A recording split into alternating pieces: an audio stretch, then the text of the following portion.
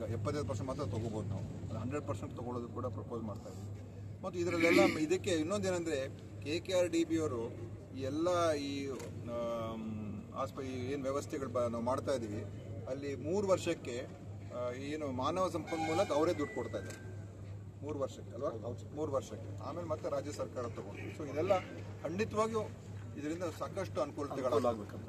ಆದ್ರೆ ಸ್ವಲ್ಪ ಎಲ್ಲ ಡಾಕ್ಟರ್ಸ್ ಈಗ ಬರ್ತಾರೆ, ಈಗ ಬರೋ ತಿಂಗಳಲ್ಲಿ ಎಲ್ಲ ಪೋಸ್ಟ್ ಫಿಲ್ಅಪ್ ಆಗ್ತದೆ. ಸ್ವಲ್ಪ ನಿಗಾ ಇಡ್ಬೇಕು ಸರ್, ಡಾಕ್ಟರ್ಗಳ ಮೇಲೆ ನಿಗಾ ಇಡ್ಬೇಕು ಸರ್. ಈಗ ನಾವು ಯಾಕಂತಂದ್ರೆ ಅಟೆಂಡೆನ್ಸ್ ಸಿಸ್ಟಮ್ ತಂದಿದ್ದೀವಿ ಇಲ್ಲಿ, ಮೊನ್ನೆ ಅದನ್ನು ಕೂಡ ಕ್ಯಾಬಿನೆಟ್ ಅಪ್ರೂವಲ್ ಆಯಿತು.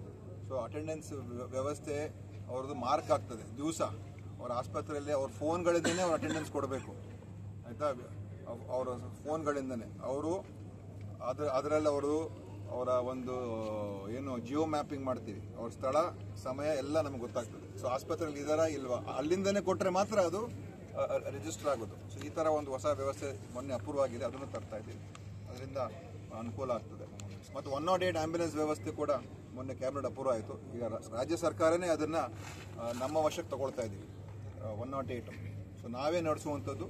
ನಮ್ಮ ಪೂರ್ತಿ ಕಮಾಂಡ್ ಕಂಟ್ರೋಲ್ ಸೆಂಟ್ರ್ ಬೆಂಗಳೂರಲ್ಲಿ ನಮ್ಮದೇ ಇರ್ತದೆ.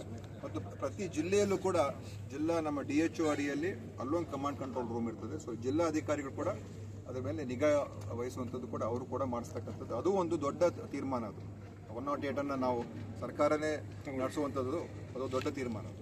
ಸರಿ, ನಾಳೆ ಅಡಿಗೆಲ್ ಆಗ್ತದೆ ಸರ್, ಅಡಿಗೆಲ್ ಆದ ನಂತರ